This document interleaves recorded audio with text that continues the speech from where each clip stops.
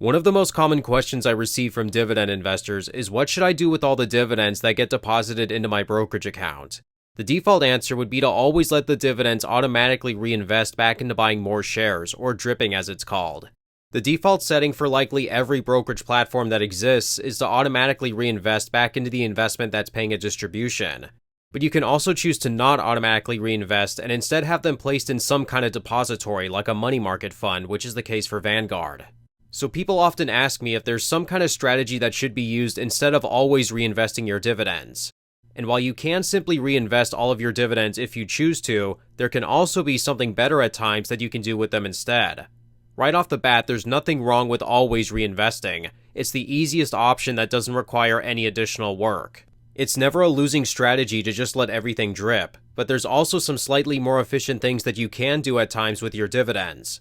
One of the most common strategies I see people do who don't automatically drip everything is use the dividends from larger holdings in their portfolio to build up a smaller position that's in their portfolio. And while this is a strategy that works fine, there's also two issues that can happen with this. The first is that it simply requires more work on your part. If you're not very active, your dividends can end up sitting on the sidelines waiting to be invested. That's time out of the market, which means you could be missing out on gains if you're not prompt on investing the funds the day you get them.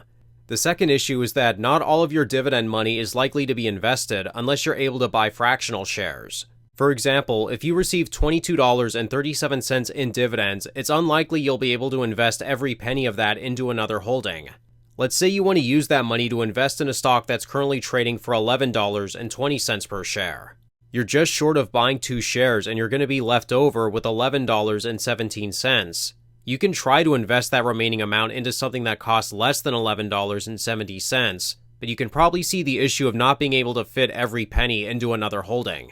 A few cents obviously isn't that big of a problem, but this issue combined with just having to do more work doesn't motivate me to pursue this strategy very often.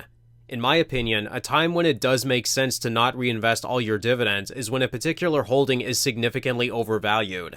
However, this isn't as easy as it might seem.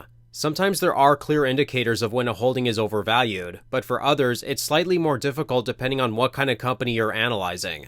Business development companies are one of the best examples of this. In the case of most BDCs, they typically trade around their book value per share. It's pretty much universally acknowledged that if a BDC is trading below its book value per share, it's undervalued. If it's trading above its book value per share, then it's considered overvalued. You can find this on their balance sheet, which every major stock website shows. Not reinvesting the dividends with some of my BDCs is something that I do in the rare occurrence they become largely overvalued, not just slightly overvalued. This occurred earlier this year when I had a couple of BDCs not automatically reinvest the dividends I received from them. Ares Capital back in May and June of this year was trading for over $21.50 per share and at the time had a book value of $19.53. This is a good stock, but also considering it's one of my largest holdings, I felt the need to take the dividends from July's pay date and deploy the capital into other holdings. Since then, I've set the dividends back to automatically reinvest since Ares Capital has slightly fallen in share price over the past few months. As it's been climbing back upwards again, I could choose to not automatically reinvest the dividends at some point in the near future. But determining if a company is overvalued can be tricky for these alternative investments like REITs and BDCs because you don't value them with the same metrics as other companies like 3M or the Home Depot or Coca-Cola. With REITs, for example, one of the most common ways of understanding if one of these companies is overvalued or undervalued is to look at their price to AFFO ratio. This is the current share price divided by its last reported earnings. You can then compare their ratio to the sector average. A really good website that does this for you automatically is called OwlREITs. You can type in the ticker symbol of an equity REIT and it'll show you its price to AFFO and what the sector average is. If it's significantly higher than the industry average, then that's an indicator that a REIT is pretty overvalued. But what about investments that are almost always overvalued? Many high-quality REITs, BDCs, and closed-end funds are almost always trading higher than their respective metric. With a number of closed-end funds, you should pretty much always reinvest the dividends on these if you don't need the income. That's because not only do they offer high yields, but these investments sometimes offer an extra incentive if you choose to reinvest the distributions. A number of closed-end funds actually offer discounts if you drip the dividends. If you read the prospectuses or the fund pages of your closed-end funds, there's a chance it offers a slight discount on the new shares you'll be purchasing with your dividends. This is the case for a number of CEF providers. A good example of this would be the Guggenheim Strategic Opportunity Fund, which is ticker symbol GOF. According to their fund's page, it has the following quote: "For listed closed-end funds, the reinvestment price is determined by one of two scenarios. 1. If the common shares are trading at a discount, the DRIP price is the weighted average cost to purchase the common shares from the New York Stock Exchange or elsewhere. Lastly, if the common shares are trading at a premium, the DRIP price is determined by the higher of the NAV per common share, or approximately 95% of the common share price."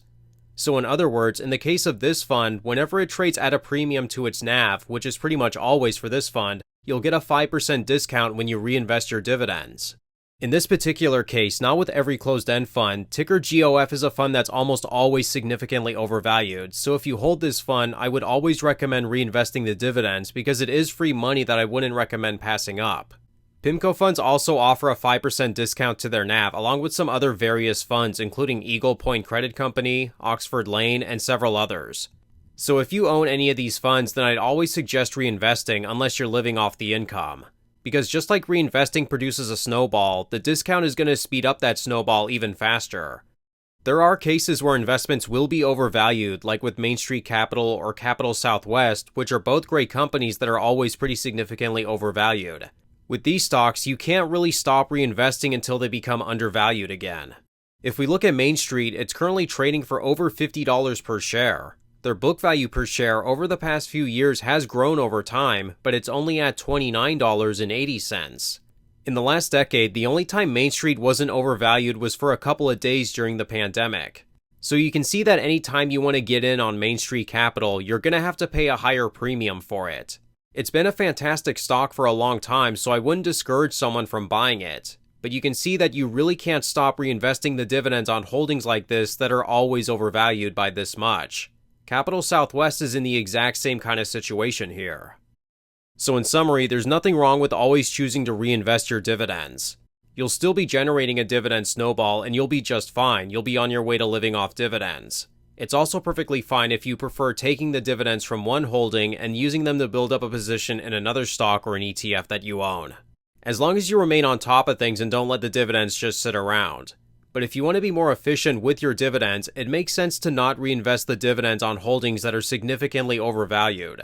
You have to be able to recognize when a holding is overvalued, and again, as long as you're willing to stay on top of things and put in the extra work, it can be a better way to grow your dividend snowball even faster. But with that being said, that's going to conclude today's video. If you'd like to connect and also see what's inside my own personal dividend portfolio, then feel free to check me out over on our Patreon, where you'll receive updates and be able to talk to me and other higher yielding dividend and income investors. But with that being said, thank you all so much for watching today's video, and until next time, take care.